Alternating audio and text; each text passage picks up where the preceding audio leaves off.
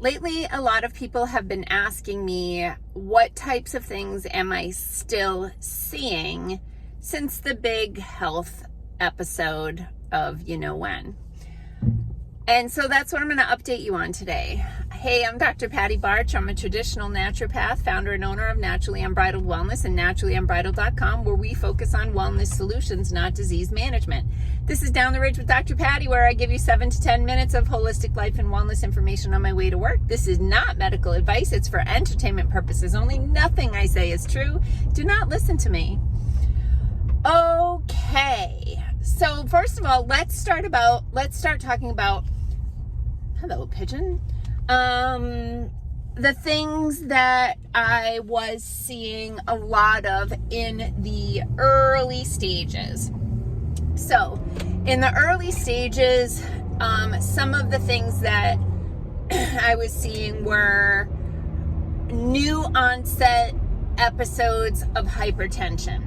So these were people who did not have a history of high blood pressure, suddenly having these episodes of their blood pressure spiking really high out of the blue. So that was one thing. And the thing that was like the most fascinating were the skin issues, the rashes, the weirdest freaking rashes. A lot of hives, but just lots of bizarre skin things. One woman, it was fascinating because she had this crazy rash over her major lymph nodes. And so she had them on her neck, in her armpits, in her groin, behind her knees. But the craziest thing was is she also had a big patch over her spleen. It was crazy. But we saw a lot of rashes in the early days. The menstrual issues. We saw, my experience, and this was actually confirmed by a gynecologist who testified in a Senate hearing. And so I was like, that's what I was seeing. Glad somebody else was seeing this too. In general, younger women who participated would stop getting their menstrual cycle. Like I had a few cases of this where the young woman participated in order to go back to school in the fall and then stopped cycling. Healthy woman, healthy weight, not an anorexia issue. And thankfully I was able to get these women to cycle again. We don't know of the impact on their fertility at this point, of course, because they're not testing that. Middle-aged women would have hemorrhaging periods that wouldn't stop. I do know of some cases where women had to have hormonal IUDs inserted to try to stop the bleeding, and several cases of quote unquote emergency hysterectomy, that these women were bleeding so heavily that they were going to bleed to death if they, didn't do surgery. So those were the types of things that we saw in the early stages, in addition to, dropping dead. People who I like to say woke up dead, or just dropped in their tracks. Like we saw a lot of that in the early stages. I did also see some neurological issues, more so in younger people in my experience. Young woman that had never had seizures before who started to have seizures. We did see some cases of little kids with intractable pain, abdominal pain mostly, which I'm hoping wasn't early onset of gastroparesis, which is known to happen from certain types of quote unquote injuries. Good morning.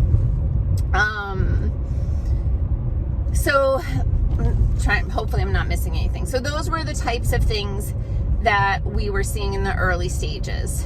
Not too far into it, we started to see new onset autoimmune issues. So these were people who did not have an autoimmune diagnosis prior to participating and suddenly had an autoimmune diagnosis. The crazy thing was that in many cases, they would be diagnosed with multiple autoimmune issues at one time. Like, so you've got Hashimoto's and lupus and rheumatoid arthritis. I'm like, oh, out of the blue in a young, healthy-ish person. So that has continued, of course. Because the autoimmune issues, once you learn how to make antibodies against cranky tissue, though that can be persistent. And so I'm still seeing cases of autoimmune issues that have developed since participation. The worst thing is the increase in cancer cases. All right. Hi, little guy in a bobcat. So cancer cases. Now let me circle back to the menstrual issues for a second. So in the early stages, I've been doing fertility work since the get-go, with a pretty good track record. And I went through maybe the first 2 years since people started participating with a 0 track record in participants. Normally, probably 80% of my fertility cases become pregnant within 2 to 5 months of working with me. And I think I went 2 years without a participant getting a positive pregnancy test. The first participant that got a positive pregnancy test did miscarry. Then the second participant had only participated one time, and I haven't heard back. That baby should have been born by now with the timing. Typically, a lot of fertility clients just get pregnant, and that's the last I ever hear from them. I like to see the pictures of the babies.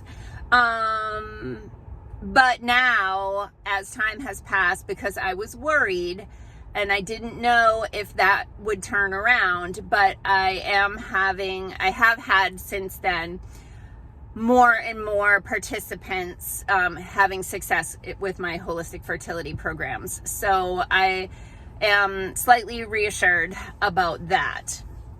What else? Okay, cancer. So we are seeing lots of cancer. I have a colleague that I communicate with on a regular basis, and one of his comments to me in the past several months was, when did I become a freaking oncologist? Because I had 3 cancer cases in a single day, and I used to only have, one every couple of years. And now I have cancer cases every week. Like every week I'm working with someone with cancer. Some are participants, some are not. But I'm just saying it's more than it ever was. The other thing that is happening, we are still seeing aneurysms. Obviously, I'm not seeing them in my practice because those are beyond the scope of my practice, and also they're usually diagnosed at post-mortem. Sorry. And this is happening because of a change in the blood vessels. This is confirmed by a first level contact. You guys have heard me talk about first level contacts before. This is not somebody I just watched a video on the internet. This is a person that I know personally and had an actual conversation with about this.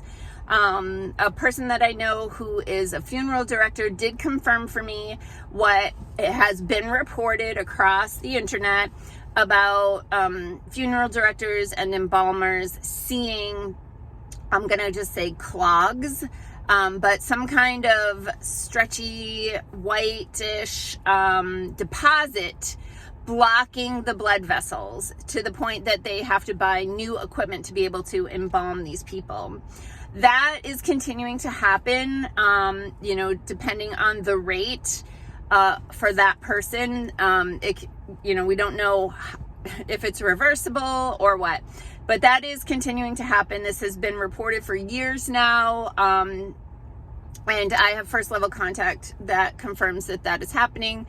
And that is still causing some problems. It's causing pain, it's causing fatigue, it's causing death in some people. But obviously those are, again, not cases I'm seeing in my office. Those are identified postmortem.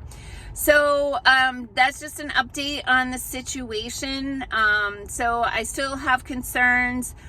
Cautiously optimistic because some of the situations that we were dealing with in the early stages seem to be resolved or resolving, that some of those people are recovering on a cellular level, but some things are persisting and I'm still concerned about those. So sorry I went a little over today. Peace out, peeps. Have a healthy day.